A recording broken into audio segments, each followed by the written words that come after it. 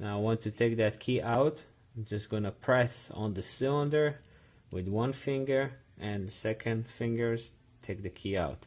You have to hold the cylinder because there's nothing that holds it from the other side. So if I'm just gonna take the key out, all the springs will come out because the cylinder will come with that. So just hold the cylinder with my finger, as you can see here, and take the key out. Once this is done, bring everything back. Spring and the small pin, and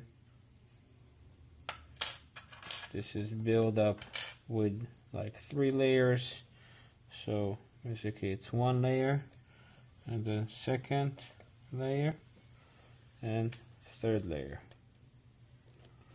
Now I want to turn it, so just press on the small pin and start turning the ring. Turn the ring.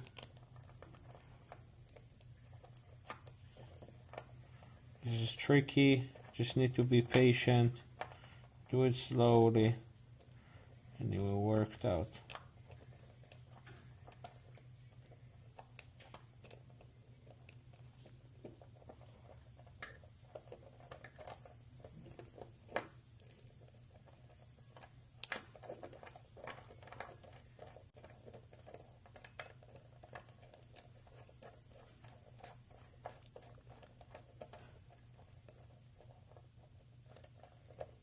Okay, all the way in.